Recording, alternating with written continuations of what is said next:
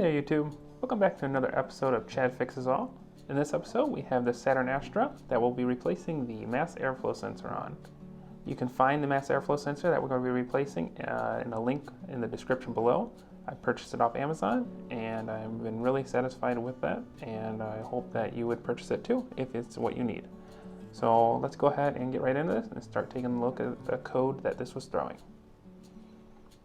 So using my scanner, I found that it was throwing the code P0068 and a couple other ones, but the top one is my main concern, as that indicates a mass airflow sensor issue. I tried just resetting the battery and trying to get it to grab another reading, but every time it kept on coming back. So this time we're just going to replace the mass airflow sensor. So let's go ahead and open the hood and get started.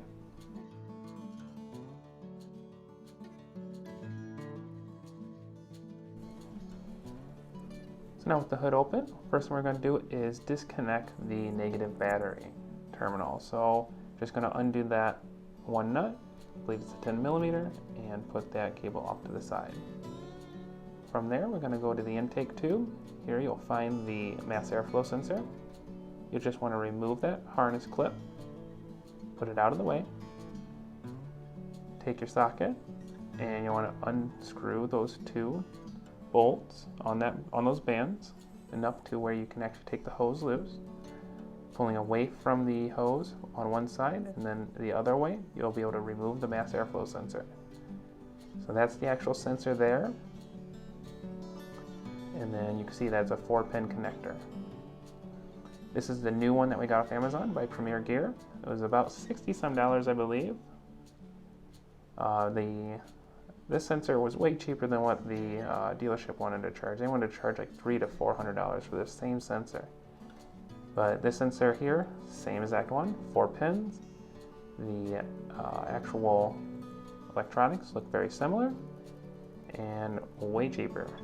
Like I said, it's down in the description below if you want to purchase the same one.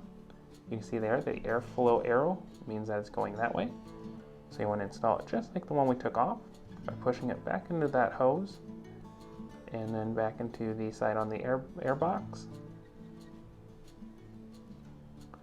Then spin the airflow sensor till it seats into the right position. Take your socket and tighten up those bands.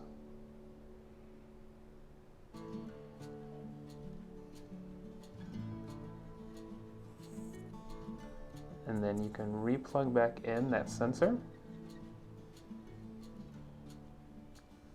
And from there, it's now installed. You can then reinstall the battery and tighten it back down with your 10mm.